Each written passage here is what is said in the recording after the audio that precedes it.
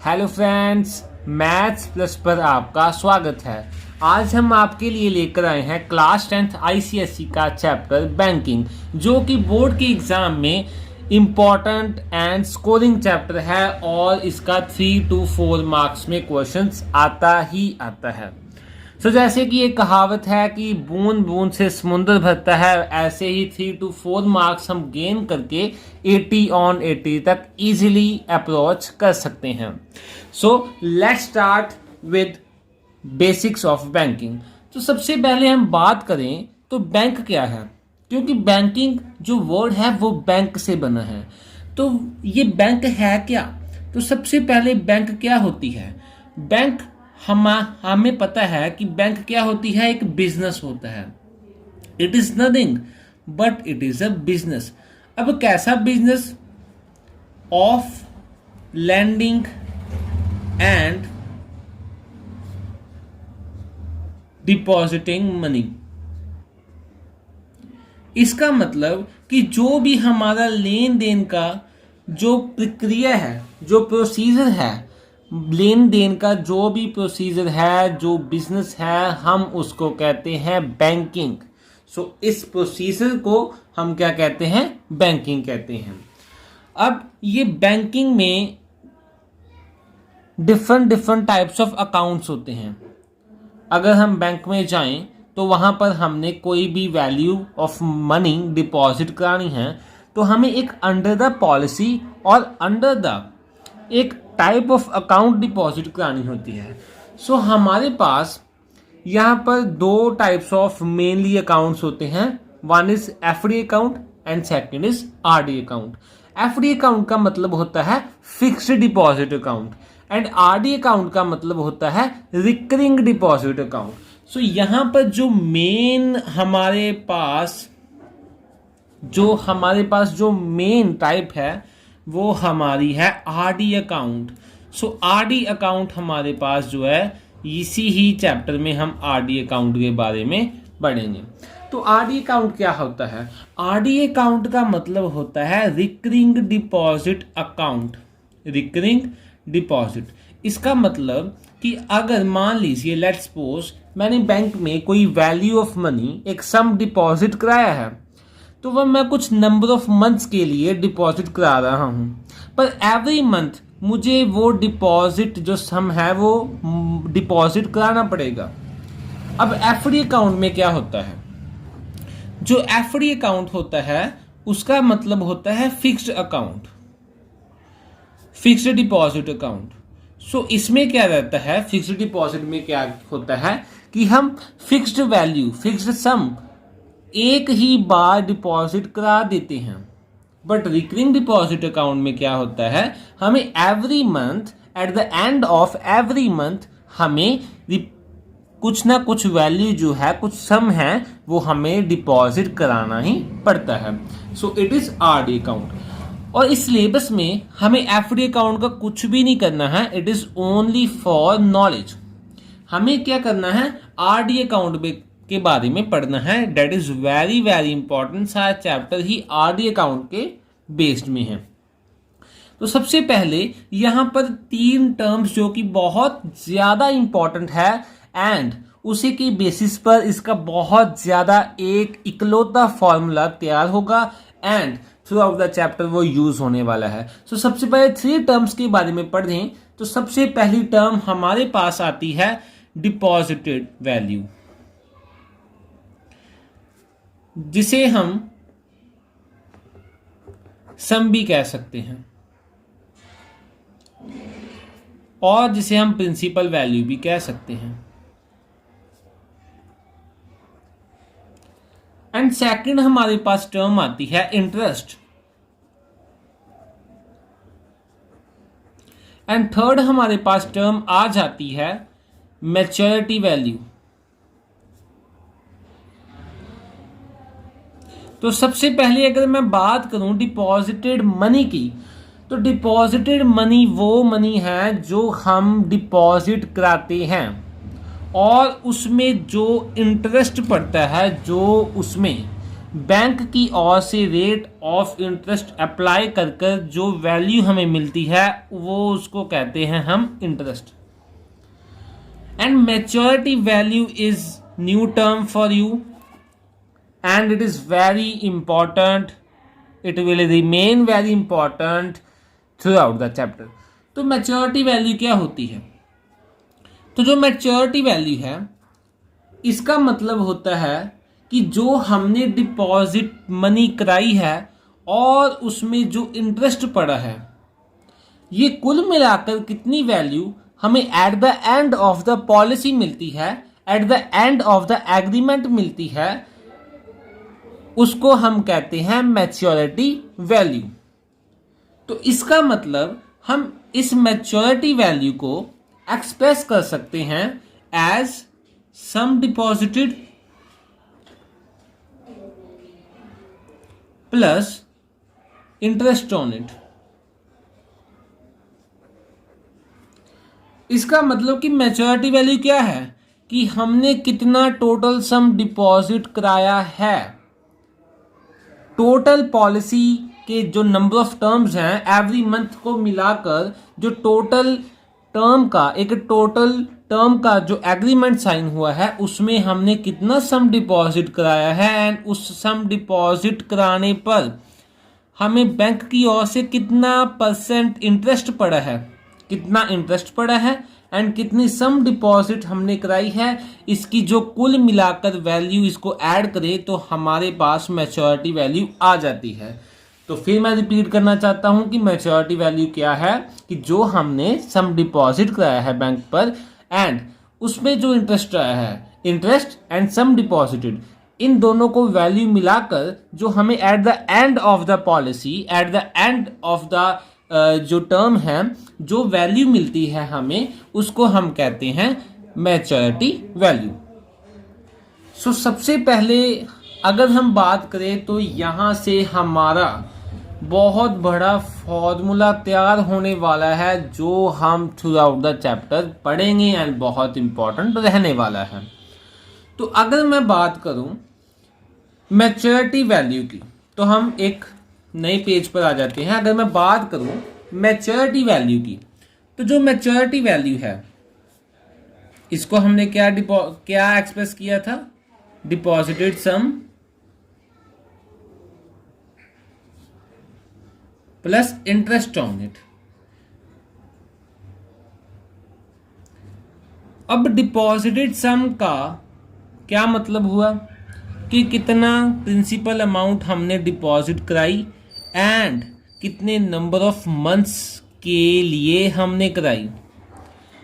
इसका मतलब यहाँ पर ना एक टोटल वर्ड बहुत ज़्यादा इंपॉर्टेंट है क्योंकि डिपॉजिट सम तो ओनली पी हुआ बट यहाँ पर हम वर्ड यूज कर रहे हैं टोटल डिपॉजिटेड सम, मतलब कि इनटू अगर हम एन कर देंगे जिसका मतलब है number of months. Number of months के लिए हमने जो प्रिंसिपल अमाउंट हमने डिपॉजिट कराया है इन दोनों को मल्टीप्लाई कर दें तो वो हमारे पास टोटल डिपॉजिटेड सम आ जाता है। और एक बात यहाँ पर मैं और इम्पोर्टेंट बता रहा हूँ आपको कि जो ये यहाँ पर एन है ये है number of period, number of term. So यहाँ पर जो नंबर ऑफ टर्म है, जो नंबर ऑफ टाइम पीरियड है उसको हमने मंथ्स में ही लेना है, ईयर्स में नहीं लेना। अगर हमको स्टेटमेंट में ईयर दिया हुआ है तो उसको भी हमने मंथ्स में कन्वर्ट कर लेना है। तो डिपॉजिट सम का ये फॉर्मूला हो गया। एंड इंटरेस्ट का फॉर्मूला क्या होता है? इंटरेस्ट का फॉर्मूला होता है P into n plus 1 over 2/12 into R/100। सो ये इसका जो है वो फॉर्मूला होता है। तो यहां पर हमको सिर्फ और सिर्फ इंटरेस्ट के फॉर्मूले को ही याद रखने की जो है वो जरूरत है। That is P into n plus 1 over 2/12 into R/100। यहां पर जो 12 है एक्चुअली ये हमने क्यों लिखा है? एक्चुअली ये जो 12 है ये मंथ्स के लिए लिखा गया है। इसका मतलब कि जो ये देखो R है, जो ये R है हमारे पास रेट ऑफ इंटरेस्ट है और जो ये रेट ऑफ इंटरेस्ट हमको दिया होता है ये एक्चुअली ईयर के लिए दिया होता है, तो फॉर्मूले में यहाँ पर 12 लगा दिया गया ताकि इसको एक मंथ के लिए कैलकुलेट किया जा सके। तो यहाँ पर ये बहुत इंपॉर्टेंट चीज़ है। तो अगर हम बात करें अब थ्रू आउट द चैप्टर के इम्पॉर्टेंट फॉर्मूले की, वो बनने जा रहा है maturity value is equal to P into n plus P into n into n plus 1 over 2/12 into R/100। So congratulations, आपने सबसे इम्पॉर्टेंट फॉर्मूला जो आपका बैंकिंग चैप्टर का जो इकलौता फॉर्मूला है वो आपको समझ में आ गया है। And it is very important and scoring formula सारे चैप्टर पर यही यूज होने वाला है। तो हम अब इसकी जो है वो एप्लीकेशंस करते हैं कि इस फॉर्मूले के बेस्ड में हम कितनी कितनी जो सम्स है एंड कैसे कैसे सम को सॉल्व कर सकते हैं। सो हम यहाँ पर आपकी सबसे पहला जो सेलिना की बुक है हम उससे जो है वो कुछ सम्स पिक करेंगे एंड उसको सॉल्व करेंगे। सो फ्रेंड्स, यहाँ पर हमारे पास एक क्वेश्चन है जो कि आपकी सेलिना से की बुक में जो एग्जाम्पल है वहाँ पर दिया हुआ है। एंड ये जो क्वेश्चन है ये बहुत ज़्यादा इम्पोर्टेंट है बिकॉज ये 2012 के एग्ज़ाम में आ चुका है। तो सबसे पहले हमको कॉन्सेप्ट भी अगर आता है तो हमको प्रैक्टिस की बहुत ज़्यादा ज़रूरत है एंड सम को कैसे स्मार्ट वे में हमको कैसे उसको निकालना है ये भी बहुत मैटर करता है। So let's start with this question. Kiran deposited ₹200 per month for 36 months in bank's recurring deposit account. If the bank pays interest at the rate of 11% per annum, find the amount she gets on maturity. तो यहाँ पर हमको जो principal amount है ₹200 दिया हुआ है and जो एन है 36 मंथ्स दिए हुए हैं एंड रेट ऑफ इंटरेस्ट हमें 11% दिया हुआ है एंड हमने मैच्योरिटी वैल्यू निकालनी है। तो सबसे पहले यहाँ पर हम मैच्योरिटी वैल्यू का फॉर्मूला लगाएंगे, that is sum deposited plus interest on it. अब ये मैच्योरिटी वैल्यू का फॉर्मूला है और इसमें एक मैं आपको और बात बताना चाहता हूं कि कई स्टूडेंट्स क्या करते हैं कि मैच्योरिटी वैल्यू का पूरा फुल फ्लेज फॉर्मूला लगा देते हैं। Maturity value is equal to P into n plus P into n into n plus 1 over 2/12 into R/100। So actually कई स्टूडेंट्स इसको यूज करते हैं एंड वो कैलकुलेशंस में बहुत ज़्यादा उलझ जाते हैं एंड वो क्वेश्चन सॉल्व नहीं कर पाते। सो यहाँ पर स्मार्ट ट्रिक क्या है, सबसे पहले आप इंटरेस्ट को कैलकुलेट कर लीजिए। एंड इंटरेस्ट का मैंने आपको फॉर्मूला बताया है, that is P into n plus 1 over 2/12 into R/100। So यहाँ पर प्रिंसिपल अमाउंट वैल्यू है 200 इंटू नंबर ऑफ टर्म्स हमारे पास 36 है, 36 इंटू 36 प्लस 1 ओवर 2/12 इंटू 11/100। सो यहाँ पर आपको कैलकुलेशंस का बहुत ध्यान रखना है एंड इसको बहुत ज़्यादा प्रैक्टिस की ज़रूरत है इस कैलकुलेशंस को। तो यहाँ पर हम कैलकुलेशन करें तो कुछ ऐसे हो जाएगी।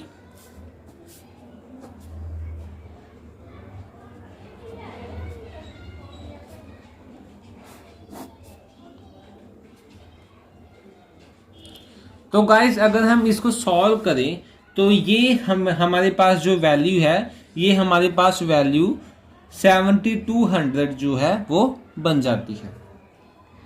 सो यहाँ पर हमने इंटरेस्ट अब निकाल लिया है और पर हम जानते हैं कि हमने क्या निकालना है, maturity value. And maturity value का फॉर्मूला होता है sum deposited plus interest on it. So सबसे पहले हमने यहाँ पर इंटरेस्ट निकाल लिया और अब हम क्या करेंगे, अब हम इसका जो है सम डिपॉजिटेड निकालेंगे। तो जो सम डिपॉजिटेड का मैंने आपको फॉर्मूला बताया था कि सम डिपॉजिटेड का फॉर्मूला है P इंटू एन, इसका मतलब 200 इंटू 36, जो कि वैल्यू हमारे पास आ जाती है 1221 रुपीज। सो यहाँ पर हमको ये पता है कि जो ये मैच्योरिटी वैल्यू है ये sum deposited plus interest on it है। यहाँ पर सम डिपॉजिटेड की जगह P इंटू एन फिल कर दें एंड इंटरेस्ट की जगह ये फॉर्मूला फिल कर दें तो वो फुल फ्लैज फॉर्मूला बन जाता है। पर वहाँ मैं फिर रिपीट कर रहा हूँ कि वहाँ प्रॉब्लम ये है कि अगर हमारे पास कॉम्प्लिकेटेड वैल्यूज आ जाती हैं तो स्टूडेंट्स एक्चुअली उसमें बहुत ज़्यादा एंड मोस्टली बहुत ज़्यादा गलती करते हैं। इसलिए सबसे पहले स्मार्ट ट्रिक, इसको भूलिए मत, सबसे पहले आप इंटरेस्ट निकाल लीजिए एंड देन आप सम डिपॉजिटेड निकाल लीजिए एंड इससे जो वैल्यू आएगी, जो मैच्योरिटी वैल्यू अब क्या आ जाएगी हमारे पास, maturity value is equal to sum deposited. So sum deposited हमारे पास क्या आ गया, ₹1221 plus interest on it. So हमारे पास इंटरेस्ट है जो वो 7200 आ गया। सो यहाँ पर हम लिख देंगे 7200। सो ये हमारा आ गया ₹8421 which is our required answer. So ये थी हमारे फर्स्ट क्वेश्चन की, जो कि मैंने आपकी सेलिना की बुक से लिया था। So let's move to second question. So guys यहाँ हमारे पास सेकंड क्वेश्चन है, मोहित started paying ₹800 per month in 6 year recurring deposit. After 2 years, he started one more RD account in which he deposited ₹1,500 per month. If the bank pays 10% per annum simple interest in both the deposits, find at the end of 6 years which RD will give more money and by how much. So again, it is very important question and it has a chances 90% chances in coming the exam. ये क्यों important है, क्योंकि इसमें एक comparable case है। यहाँ पर एक केस 1 है एंड केस 2 है। केस 1 ने हमें कुछ वैल्यूज दी है एंड केस 2 में हमें कुछ वैल्यूज दी है एंड हमें बताना है कि दोनों केसेस में किस केस में ज़्यादा मनी है और किस केस में ज़्यादा मनी है एंड कितनी मनी ज़्यादा है as compare to the second case. तो ये हमको जो है वो बताना है।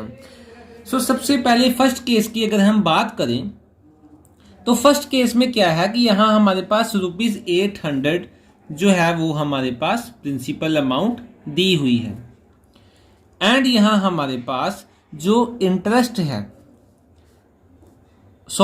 जो हमारे पास नंबर ऑफ टर्म्स है, number of period, time period है, वो हमारे पास 6 years हैं।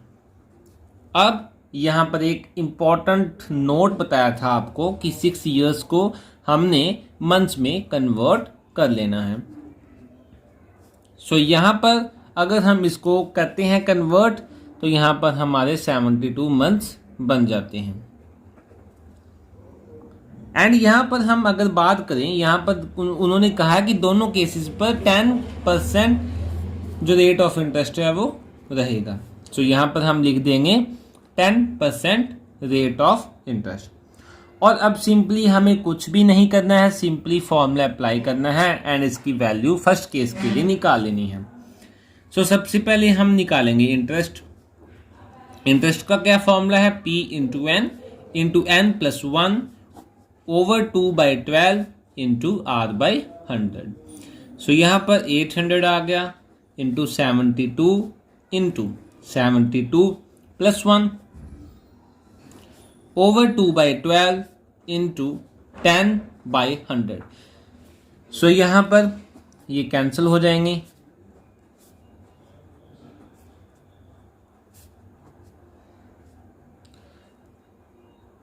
सो यहाँ पर इसको अगर हम करेंगे तो 3 1 का 3, 3 2 का 6, 1 2, 3 4 का 12। सो यहाँ पर हमारे पास आ जाएगा 240 इंटू 73 एंड इसको कैलकुलेट करके, इसको जो कैलकुलेट अगर हम करेंगे 240 इंटू 73 को, तो ये हमारी वैल्यू हमारे पास आ जाएगी ₹75,120। अगर हम इस वैल्यू में ऐड कर देंगे, क्या ऐड करेंगे, सम डिपॉजिट। सम डिपॉजिट हमारे पास कितना होता है, P into n, that is P into n अब कितना है, 800 इंटू 72। सो ये जो हमारे पास सम डिपॉजिटेड है एंड जो ये हमारे पास जो इंटरेस्ट है, इसकी जो वैल्यू है वो हमारे पास 75120 जो है बन जाती है। ये है हमारे फर्स्ट केस के लिए रिक्वायर्ड आंसर। सो अगर हम बात करें सेकंड केस के लिए, यहाँ पर प्रिंसिपल अमाउंट हमारे पास वो 1500 रुपीज़ दी हुई है and again rate of interest 10% यहाँ पर रहेगा। सो यहाँ पर मैं आपको बात बताना ये चाहता हूँ कि यहाँ पर टाइम पीरियड हमें जज करना पड़ेगा। अब कैसे, सबसे पहले केस में मोहित ने ₹800 पर मंथ 6 ईयर्स के लिए डिपॉजिट कराई, बट 2 ईयर्स के बाद उसने एक और आरडी अकाउंट ओपन करवा लिया जिसमें उसने 1500 रुपीज़ पर मंथ डिपॉजिट कराई। सो यहाँ पर हमें साफ साफ ये पता चल रहा है कि यहाँ पर ये 2 ईयर्स का एंड यहाँ पर ये 6 ईयर्स का, इनका आपस में कुछ ना कुछ यहाँ पर लिंक जो है वो ज़रूर है। सो यहाँ पर अब हम क्या करेंगे, हमको पता है कि जो ये 6 ईयर्स एंड 2 ईयर्स, इसका डिफरेंस 4 ईयर्स है। इसका मतलब कि अगर 2 ईयर्स के बाद वो अगला अकाउंट खुलवाता है एंड 6 ईयर्स के लिए उसकी टाइम पीरियड है, सो इसका मतलब जो उसकी एक्चुअल टाइम पीरियड है वो 6 माइनस 2 ईयर्स बनती है, दैट इज 4 ईयर्स। आपको मैं फिर रिपीट करना चाहता हूं कि सबसे पहले उसने एक अकाउंट खुलवा लिया एंड 2 ईयर्स के बाद उसने एक और अकाउंट जो है वो खुलवा लिया, और जो वो अकाउंट था वो उसने बताया है कि 6 ईयर्स के एंड में उसको जो है मैच्योरिटी वैल्यू उसकी है जो मिलेगी।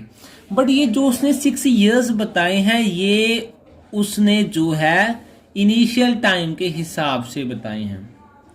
सो इसका मतलब हम अगर इसको 2 ईयर्स के बाद के हिसाब से देखें देन 6 ईयर्स माइनस 2 हम करेंगे, दैट इज यहाँ पर जो टाइम पीरियड है इसका 6 माइनस 2 करने से 4 ईयर्स आ जाएगा।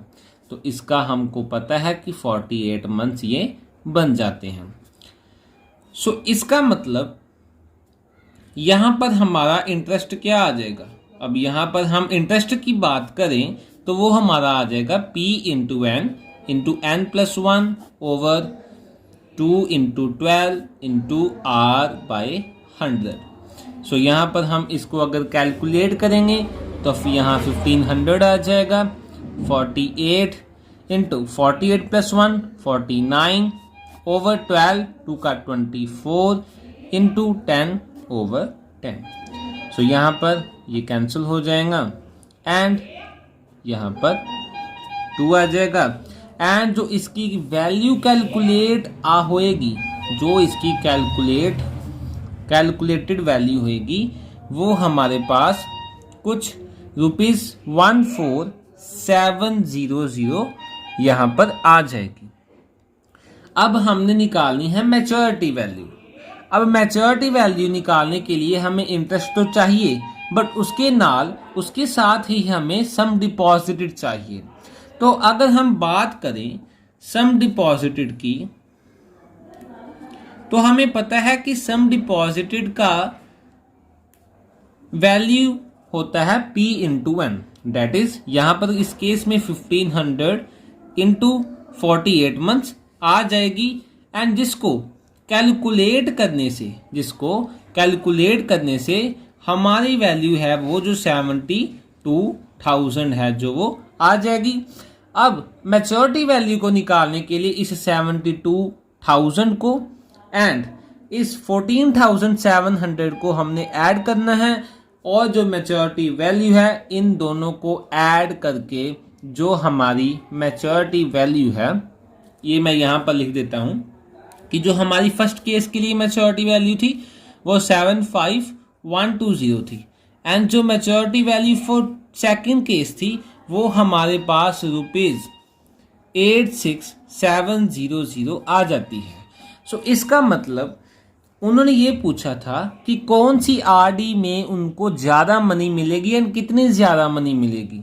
सो यहाँ पर क्लियरली दिख रहा है कि सेकंड केस में जो आरडी अकाउंट है, जो सेकंड आरडी अकाउंट है, उसमें मैच्योरिटी वैल्यू ज़्यादा है as compare to one. And कितनी ज़्यादा है, अगर हम इन दोनों को सब्ट्रैक्ट करें तो यहाँ पर वैल्यू इन दोनों में आ जाती है कि जो मैच्योरिटी वैल्यू एंड इन दोनों में डिफरेंस ₹11580 का जो है वो डिफरेंस है। सो ये था हमारा सेकंड क्वेश्चन, एंड ये बहुत ज़्यादा इंपॉर्टेंट क्वेश्चन था, एंड इसके 90% चांस है कि ये आपके एग्जाम में आ सकता है। एंड क्यों आ सकता है, बिकॉज ये एक आपकी एग्जाम्पल में क्वेश्चन है जो कि कंपेरेबल केसेस को जो है वो डिस्क्राइब करता है। सो इसके बाद हम थर्ड क्वेश्चन की तरफ बढ़ते हैं। So let's start with third question. Guys, third question को स्टार्ट करने से पहले अगर आपने मेरी क्लास 12 सीबीएसई की मैट्रिसेस की वीडियो अभी तक नहीं देखी तो आई बटन पर क्लिक करके उसको सबसे पहले देखें और उसको लाइक करें, शेयर करें एंड कमेंट करें। सो अब हम थर्ड क्वेश्चन की स्टार्टिंग करते हैं। A recurring deposit account of ₹1200 per month has a maturity value of ₹12,440. If the rate of interest is 8% and interest is calculated at the end of every month, find the time in months of this RD account. Again, it is very important question. अब ये क्यों important question है, क्योंकि इसमें हमने time निकालना है। It has 90% chances in coming exam, in board exams, in school exams, in pre-boards, etc.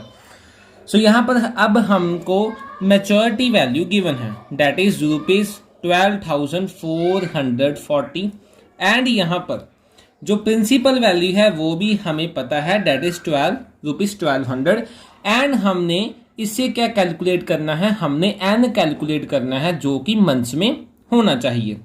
तो सबसे पहले हम यहाँ पर मैच्योरिटी वैल्यू का फुल फ्लैज फॉर्मूला भी यूज़ कर सकते हैं, बट स्मार्ट ट्रिक यही है इस क्वेश्चन को, बैंकिंग के हर एक क्वेश्चन को सॉल्व करने की स्मार्ट ट्रिक यही है कि सबसे पहले हम इंटरेस्ट निकालें, देन हम सब डिपॉजिटेड सम निकाल दिए।